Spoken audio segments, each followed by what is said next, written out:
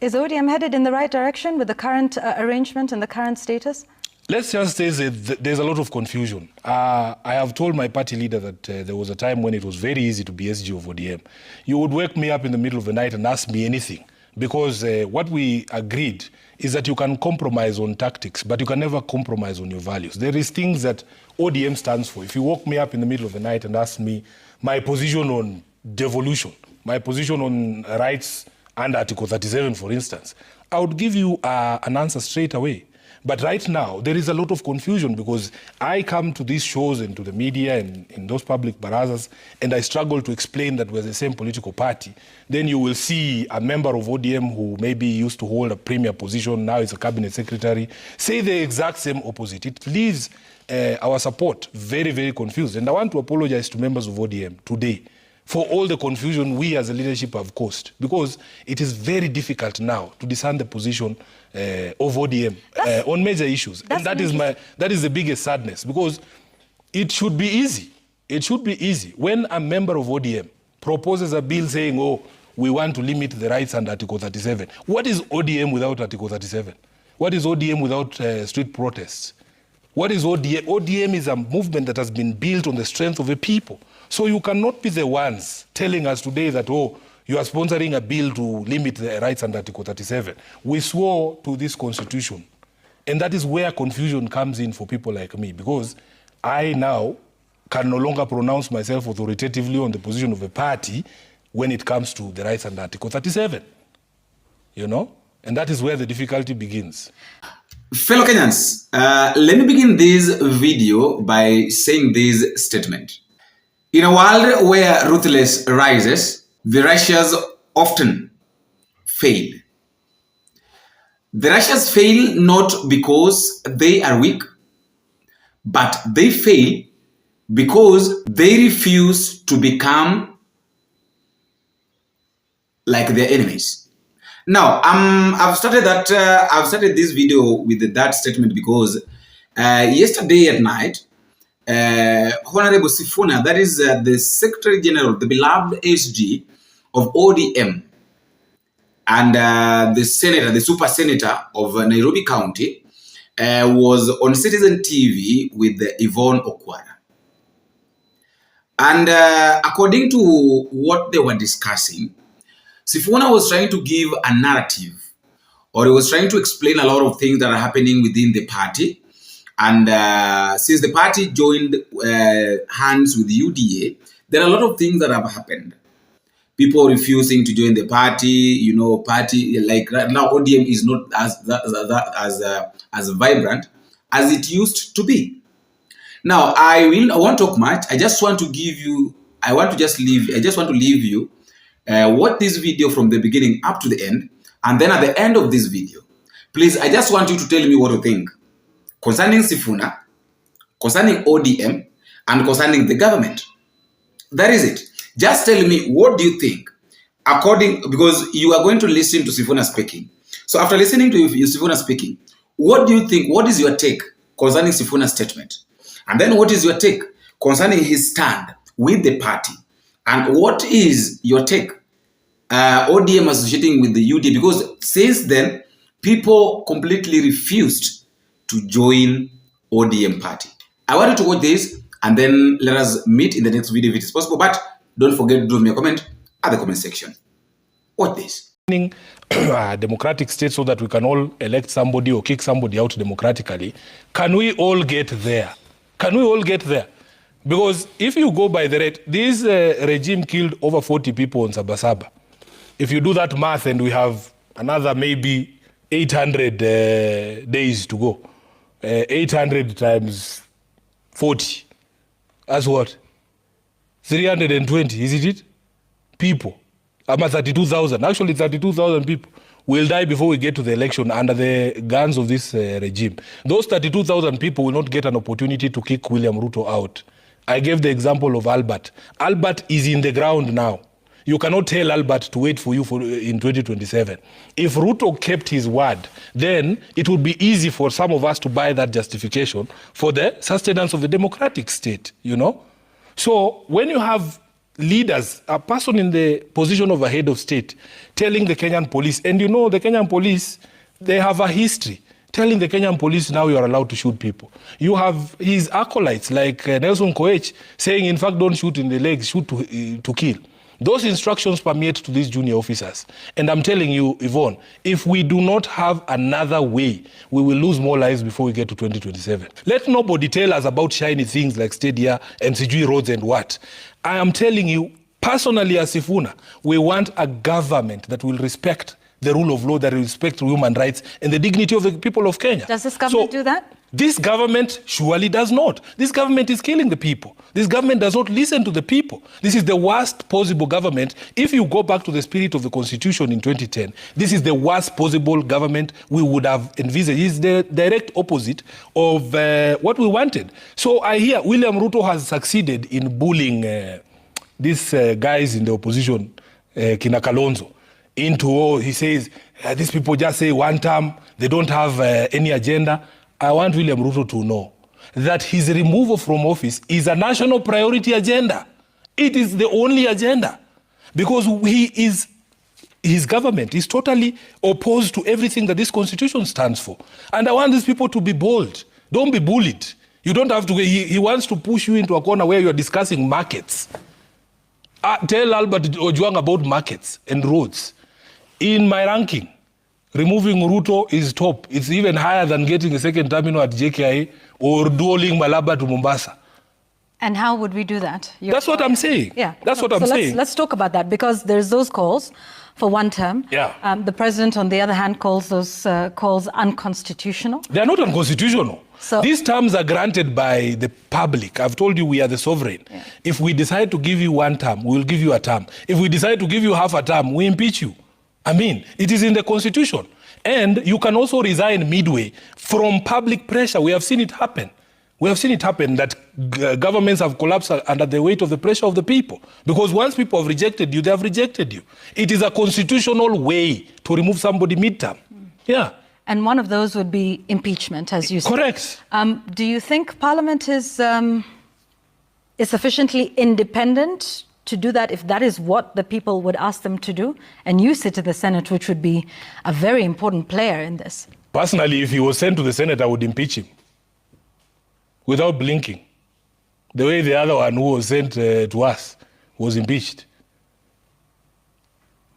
You once said that if President Ruto is re-elected, you will find another country to go to. Is this still your position? First of all, you are a media practitioner. Don't share things you've seen on social media. In my position as SG and Senator of Nairobi, everything I say, everything, there is a clip. It's on video. It's like these things I've said here today, I cannot deny them because I have said them on TV. If you show me a video of me saying that, because I've seen that thing circulating in social media, and I'm waiting for any Kenyan who has that video to show me. So you wouldn't leave? I will never flee my own country. We will die here. We're not running away. It is our responsibility to fix this country.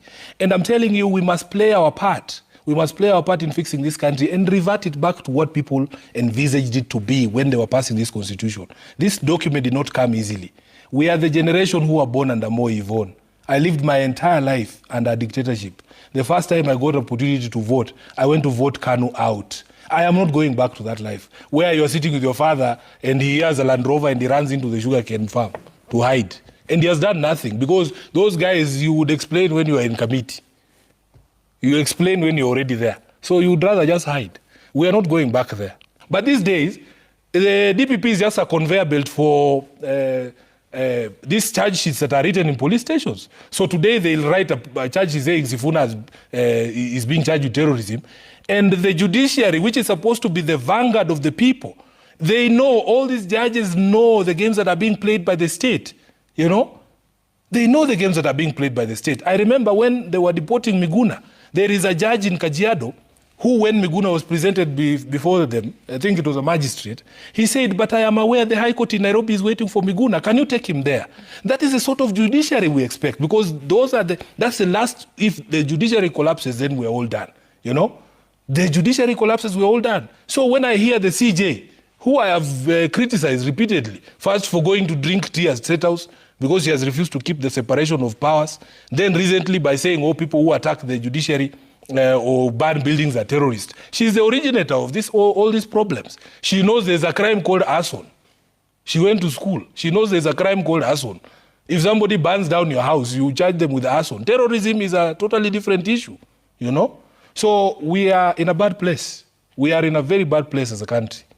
And moving forward, do you think any of the others who are presenting themselves for possible leadership in the country as we go forward, because it's very clear we're in a pre-campaign, if not, full campaign season. They've organized themselves under the United One Kenya opposition. I'd like us to maybe talk about each of them. Yeah. So there's Dr. Fred Matiang'i, who has expressed interest in the top seat in the country. What do you think of him as a solution going forward? First of all, as a leader of a political party, I am inclined to think of myself first.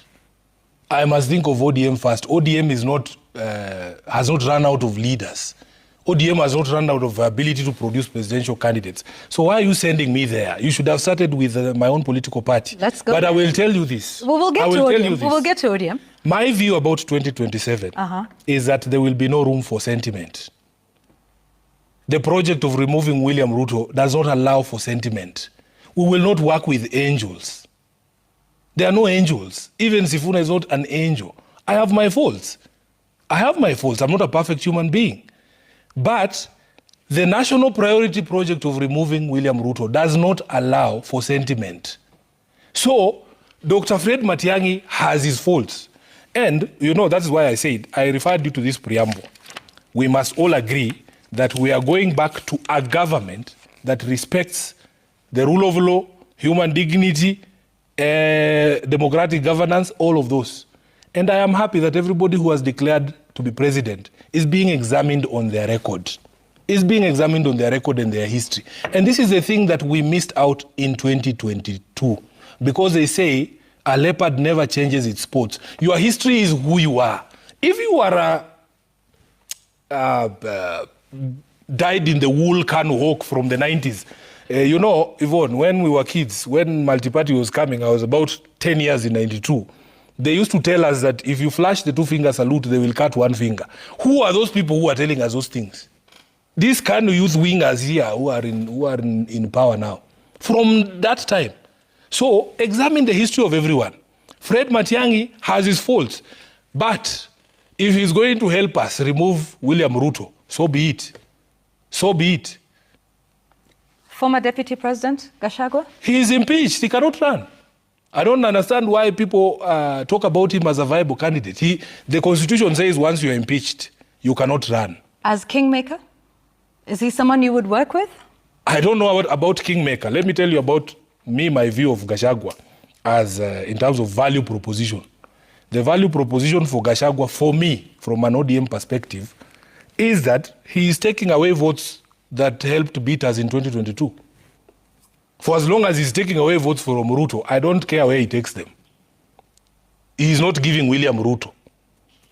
Are you getting my point?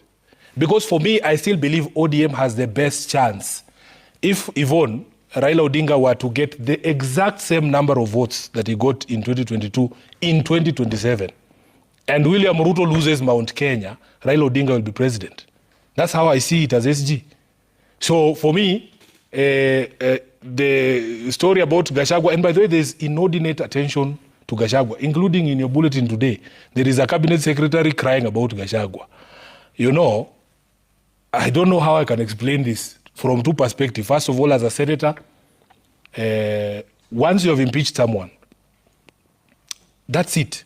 Number two, as a lawyer, there's a rule called against double jeopardy. So you all know he's a tribalist, right? That's the reason why we impeached him, right? So how many times do you want us to impeach him? I was shocked.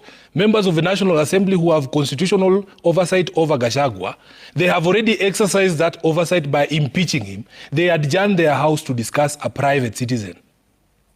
A private citizen that they have already impeached.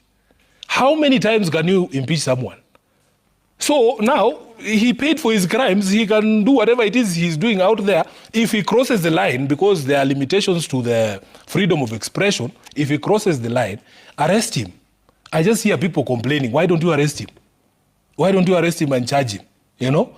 So for me, really, that is Ruto's funeral. Pahali walitoana, mimi, I was not there. He has told us long stories about how he selected him or MPCG voted. We were not there. From an ODM perspective, as SG, me, for as long as Ruto's votes are being scattered, that's all I care about. So if this is a party position that you don't agree with, yeah. In the last few minutes, you've talked about this being an unpopular regime. Yes. One in which you're in a working arrangement with. Absolutely. You've talked about yoking yourself, with this regime that you term as unpopular. Yeah. And as Secretary General of ODM that is in an arrangement with this, and you as Secretary General disagreeing with the party position, what do you then do as a person? You can just ask me why I won't resign, Yvon. Don't be shy. You know, you and me started this thing way back. I was telling you before we started, the first time I was on TV was with you. The reason I will not resign yet is because I've not given up yet. I have not given up on members of ODM because ODM is a mass movement, Yvon. ODM has a followership, a registered membership of over 5 million people.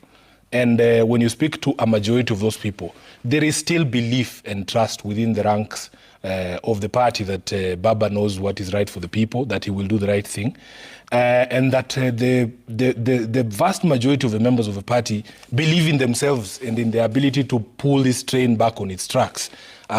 You will listen to what we in Parliament say, but ODM has a total complement of about 106 elected members of Parliament. Compare that to the 5 million in the grassroots there who have given support to this political party for years.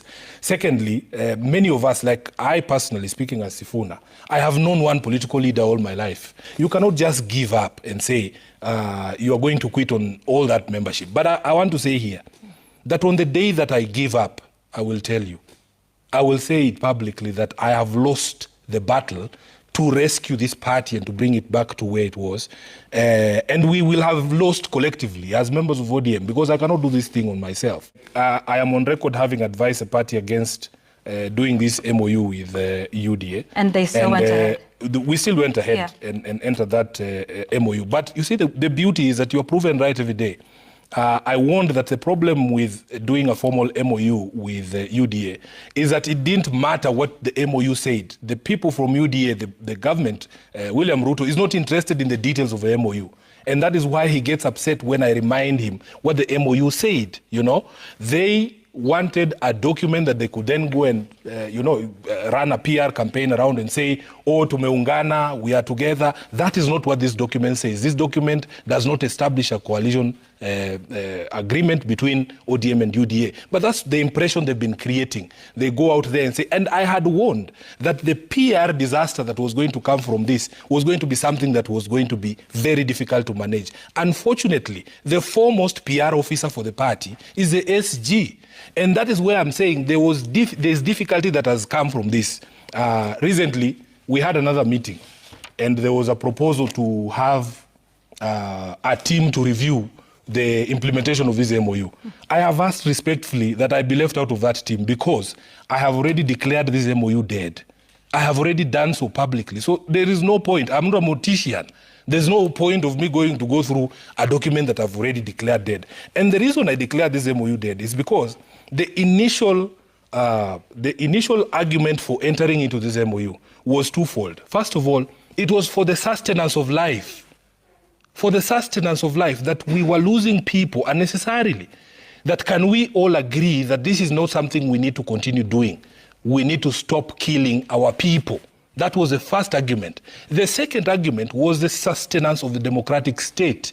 So Ruto is getting his end of the bargain because the democratic state is being sustained at least until 2027. But our people are not getting there. They're still being killed.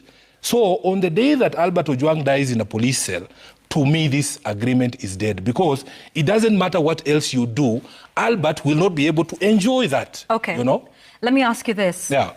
Have you told this to your party leader? I have. I have spoken with Baba. I have explained to him my frustrations, the difficulties of having to explain what we are doing with this rogue regime, the confusion that has come upon my mind because this is not what I was taught. You know, me, I don't know how I can explain. Because I've told you I've only known one leader. I've only known one political party. I know what this party stands for. So every time there is things that are at odds with what I have been taught, have been conditioned to believe, then the confusion becomes too much for me. So I have expressed that. And what does he say in response? So there is many private conversations, the details of which that I cannot share. But for you and your viewers, just know that there is nothing that I can say publicly that I have not said privately to my party leader. And I have a lot of respect for him. He's molded me into the person that I am. And even today, he continues to listen to objections. By the way, it's not just Sifuna who objects to some of these things. Feedback comes from across the country because Baba has possibly the best grassroots network in this country. And they are telling him from Mandera, from Tana River, from the coast, from Northeastern, they're saying this relationship is hurting our political party. Have you ever been contacted by President William Ruto on any issue relating to this broad-based working arrangement? No. I don't even have William Ruto's number, and he can't call me. Because if I don't have your number, you can't call me. Let's speak a little bit more about him. At an event in Homa Bay, President Ruto, speaking in front of your party leader, expressed displeasure over your stance on the broad-based politics. And he said, as founding member of ODM, they would get together and sort of find a way to reprimand you. Tell us if anything has come of this threat. Was it effected? We know you're still in office, at least for now, but you know, has so something been done? clearly that meeting has not happened. Well, but has something been done to give you reason to... I have a few things to say. First of all, nobody should threaten me with founder member status because ODM, as I've told you, is a mass movement. If it was just the leaders, ODM would not exist. I have told you, we are the kids who were singing in the streets those days that gave this mass movement called ODM, because you need the people for you to be able to say that you are a mass movement. In 2005, we voted against the proposed document of the constitution that Kibaki had given us on the instruction of Baba, because we were his kids, you know. So, first, there's no organ of ODM called founders. There's no organ, and he's not a member of the party. We have a disciplinary committee that is headed by Ramadan Abubakar, who happens to be a birthday boy today. So shout out to him. Those are the people who can discipline me as a member of the party, not William Ruto. And Yvon, it has been the honor of my life to be SG of ODM. I was telling these young students that I met at Chungwa House on Saturday from the universities in Kenya that there is no political platform that is bigger than ODM and no bigger political platform than SG of ODM. I have been SG of ODM. This is my 8th year. I'm the longest serving SG of ODM. There is a contribution that I've made to the party. I would not feel bad if they gave opportunity to somebody else because Sifuna now is saying that the party has taken a wrong direction. I will not begrudge anyone. I would actually understand it, you know. So him threatening me there in front of people, and the reason why he was saying all of those things, Yvonne, you can look at the speech that I made on that particular day. What is it that I said that was so offensive? I asked him to stop tear gassing young children, to allow a play by a high school to be performed. That is what warrants the removal of SG of ODM. It is ridiculous. So for me, really, I know the people who put me in this position. And the day they say, Sifuna, we have lost confidence in your ability to be SG of ODM, I will respect that decision. I would remain a loyal member of ODM and serve the people of Nairobi in the capacity of senator. I don't have an issue.